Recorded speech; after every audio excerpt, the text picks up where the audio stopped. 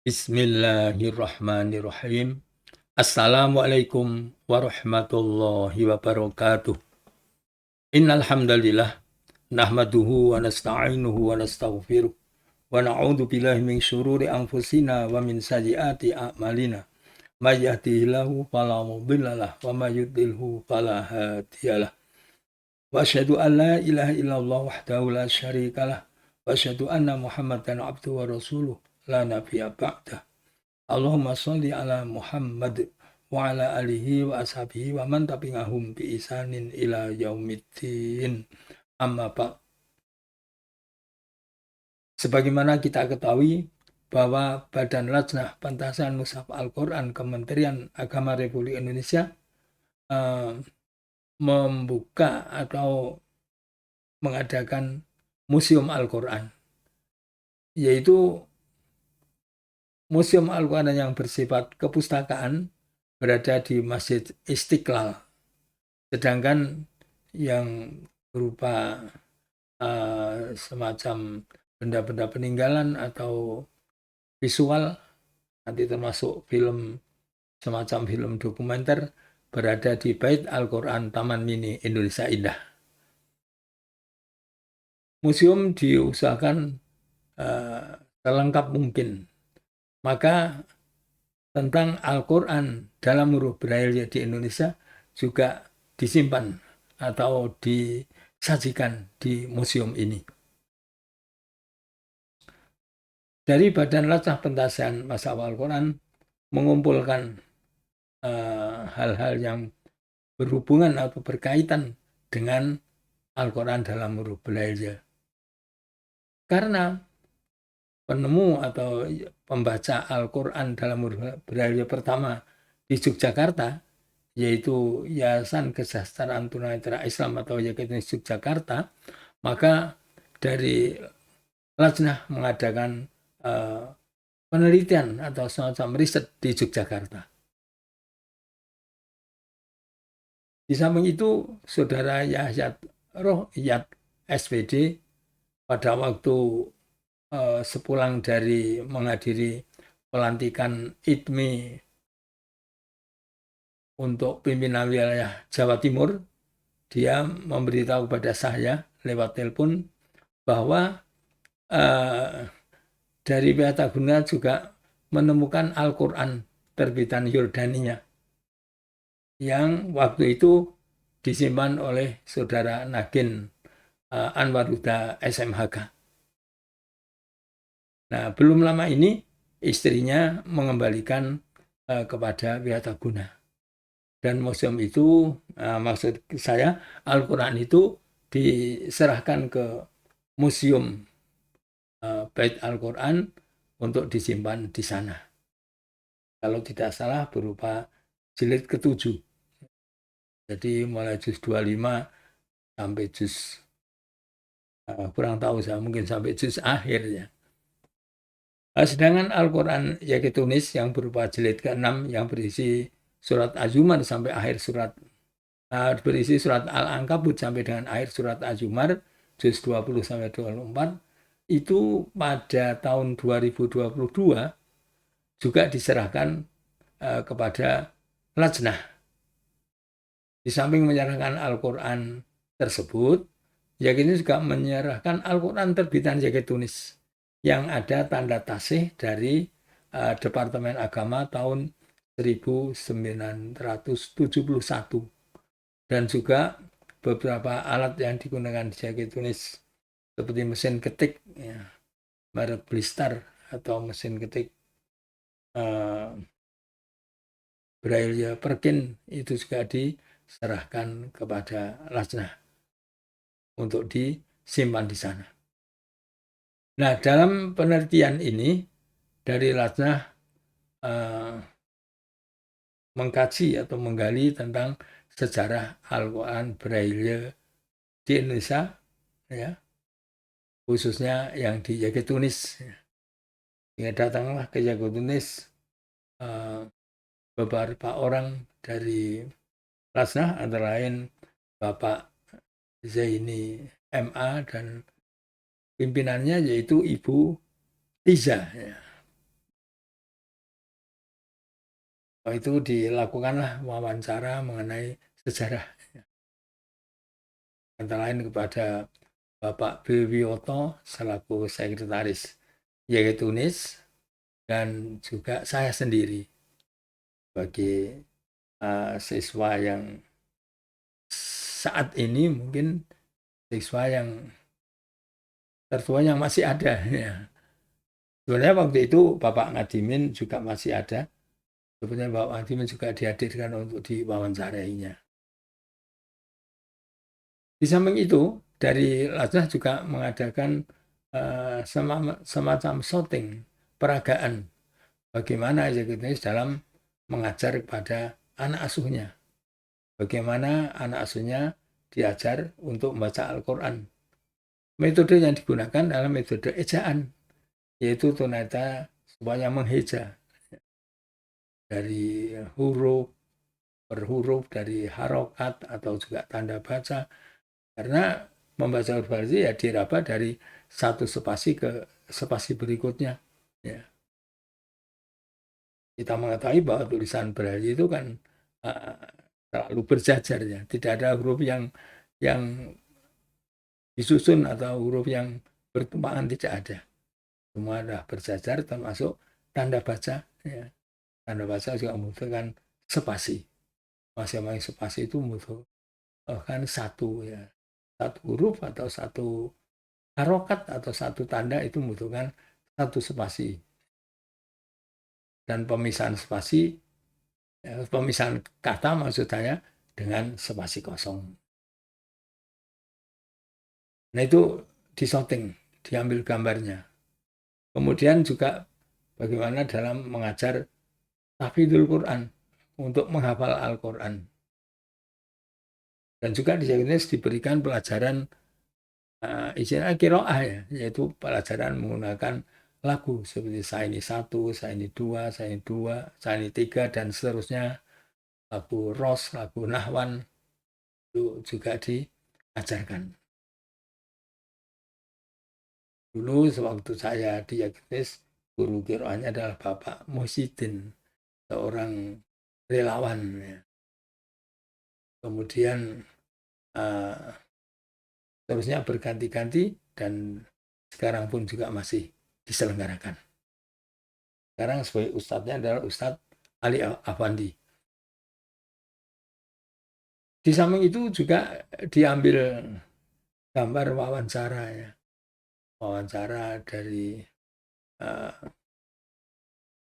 Lajnah mengenai ya gitu dan khususnya metode pembelajaran. Jadi ya kita menggunakan metode hejaan. Nah, jadi dalam bahasa adalah diheja.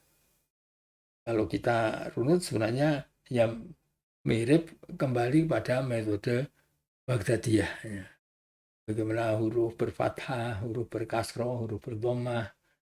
Nanti kalau berfathatain, kasrotain, dhammatain, bertanda tasdid, bertanda sukun, dan sebagainya. Dan tanda-tanda dalam huruf Braille adalah diletakkan setelah huruf yang memilikinya itu, kecuali tanda tasdid. Tanda diletakkan sebelum huruf yang memilikinya. Itulah antara lain metode pembelajaran yang diserahkan oleh YG Tunis. Dan juga disampaikan wawancara kepada pengurus YG Tunis dan sebagainya. Dan itu akan diujikan semacam film nanti, jadi akan disimpan di museum Bait Al-Quran di Taman Mini Indonesia Indah, dan nanti bisa dilihat oleh para peminat, para pengunjung. Nah kemudian perjalanan yang itu dari masa ke masa itu mestinya disajikan sana, karena saya sendiri belum pernah menyaksikan ya di museum itu. Ya. Nanti sekali waktu para tunanetra juga perlu menyaksikannya, museum yang berhubungan dengan Al-Quran ini.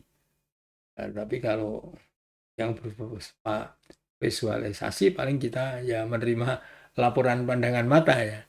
Kalau yang bisa menggunakan audio kita bisa mendengar langsung. Tapi itulah usaha dari Badan Lajnah sedemikian rupa untuk menampilkan Al-Quran. Tapi yang lebih penting sebenarnya Al-Quran itu membacanya, kemudian mentadaburinya dan mengamalkannya, ya. Bukan hanya tulisan, tapi tulisan juga satu alat untuk bisa ikut menyimpan atau bisa memberi bantuan pada orang yang mempelajarinya. Karena ada dikatakan laisa minal Quran illa rasmu, tidak ada Al-Quran lagi kecuali tulisannya. Nah sekarang tulisan wah macam-macam, dari tulisan yang biasa, tulisan yang indah, yang dengan tinta emas, ada Al-Quran Braille, bahkan Majelis Lajnah ini memberikan tulisan yang bisa dibaca oleh para tunarungu, para bisu tuli, ya, tapi dengan bahasa isyarat. Dan menurut informasi dari Badan Lajnah inilah yang menulis Al-Quran dengan bahasa isyarat lengkap 30 juz. Dan ini saya diberitahu oleh salah seorang staf dari Badan Lajnah, ini pertama kali di dunia. Karena Arab Saudi juga belum menyajikan secara lengkap. Dan mudah-mudahan itu juga bermanfaat dengan teman kita yang mempunyai ya kebutuhan khususnya. Karena istilahnya kalau dulu kan penyandang cacat, ya. Tapi memang kalau kita dalam Al-Quran tidak ada orang yang disebut cacat, ya. Tidak ada dalam Al-Quran, tapi disebutlah langsung orang buta, orang bisu, orang pincang ada. Dan terhadap umatnya Islam itu memberikan kesamaan. Saya pernah mendengar pidato Bapak Menteri Agama Profesor A. Mukti Ali, ya, Profesor Dr. A. Mukti Ali pada tanggal 25 Maret tahun 1974. Sewaktu kami bersama dengan Bapak pimpinan eksekutif menerima bantuan mesin ketik Braille elektrik dari ini IBM Corporation, ya. Yaitu mesin ketik biasa dengan menggunakan tenaga listrik dan menghasilkan huruf Braille, ya. Waktu itu diberi bantuan 3 buah mesin ketik, ya, untuk membantu penerbitan Al-Quran dalam huruf Braille, yaitu tulis. Nah, Bapak Abu Nabi menyampaikan bahwa Nabi Isa alaihissalam memiliki mukjizat, salah satunya bisa menyembuhkan orang buta. Tetapi dalam kitab Injil, kitab suci yang diturunkan pada Nabi Isa alaihissalam tidak menyinggung masalah orang buta, tidak menyinggung masalah tunanetra. Sedangkan Al-Quran adalah lengkap. Al-Quran sangat lengkap. Al-Quran menyinggung masalah orang buta seperti dalam surat Abasa. Tunanetra punya potensi sama dengan orang pada umumnya. Bisa menerima ajaran agama, bisa mensucikan diri dengan bertobat, beristighfar. Tapi sebaliknya tunanetra juga bisa berbuat maksiat. Tunanetra juga bisa berpikir, mempelajari ilmu pengetahuan, dan sebagainya. Kemudian catat yang lain juga disebutkan. Seperti dalam surat An-Nur ayat 61, itu menyatakan bahwa laisa alal a'ma haraj wala alal a'raji haraj wala alal maridi haraj an ta'kulu fi bujutikum. Ila akhir ayat. Tidak ada halangan bagi orang yang buta, tidak ada halangan bagi orang yang pincang, tidak ada halangan bagi orang yang punya cacat lain, ya, punya penyakit lain, untuk makan bersama di rumahmu. Ini asalnya di rumah bapakmu, rumah ibumu, dan sampai rumah yang kamu miliki kuncinya, ya, rumah si tunanetra itu ada halangan.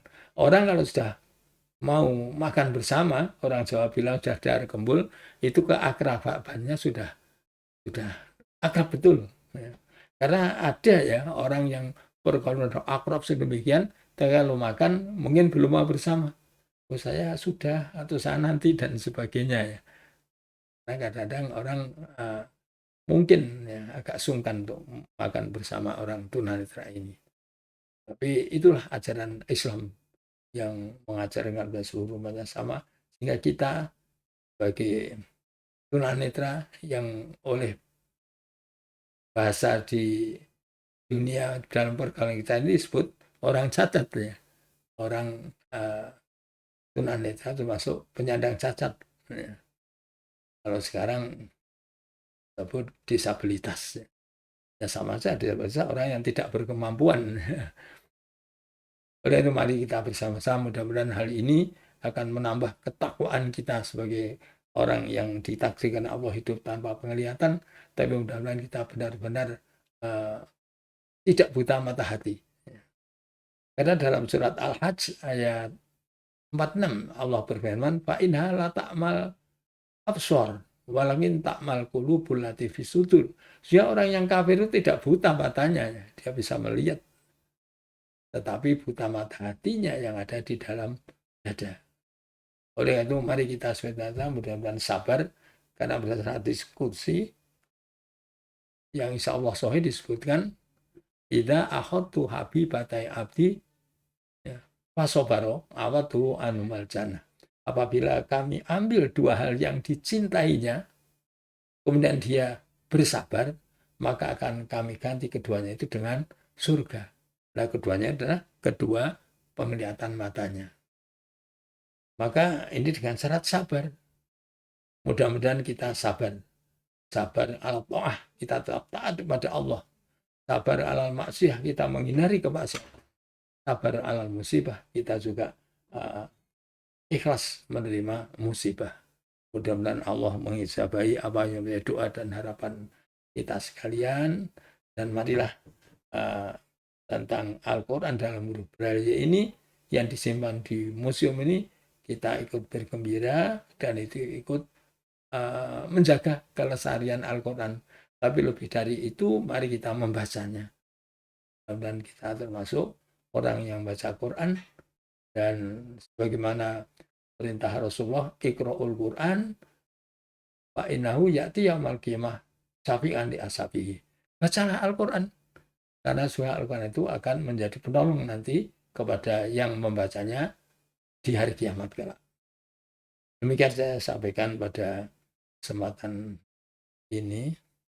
Oh ya, saya tambahkan, pada waktu kunjungan ke Yakitunis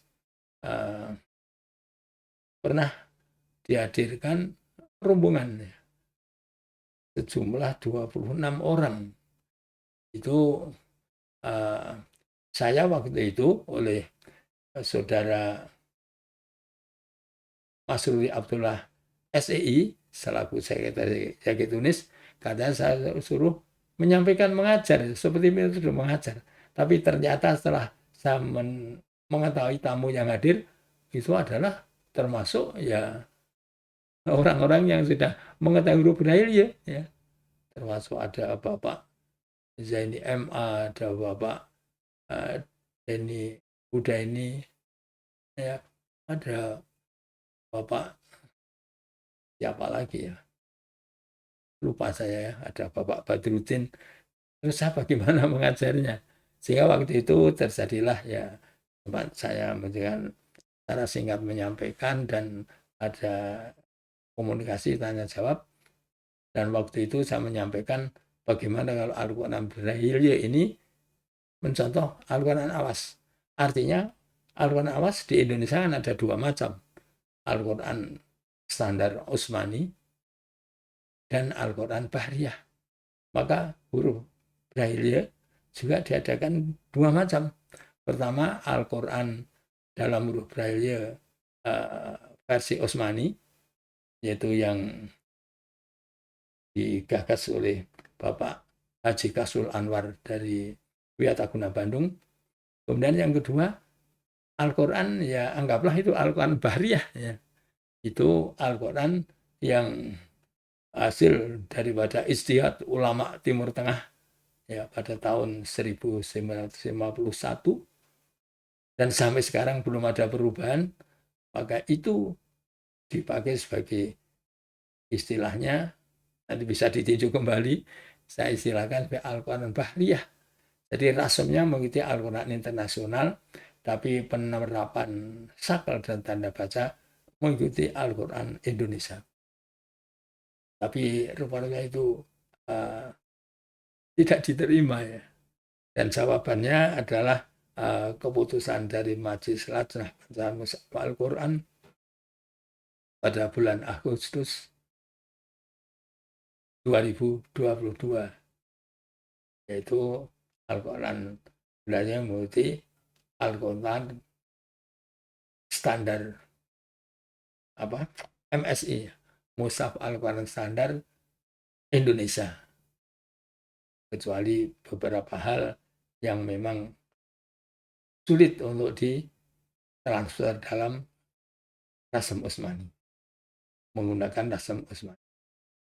Seperti pernah saya jelaskan pada waktu yang lalu. Akhirnya ini saja yang kami sampaikan pada kesempatan ini. Mudah-mudahan kita dapat ikhlas menerimanya dan kita bersyukur. Insya Allah, Allah akan berikan pertolongan pada kita sekalian, berikan jalan keluar yang terbaik. Amin ya rabbal alamin. Subhanakallahumma bihamdik asyhadu alla ilaha illa anta astaghfiruka wa atubu ilaik.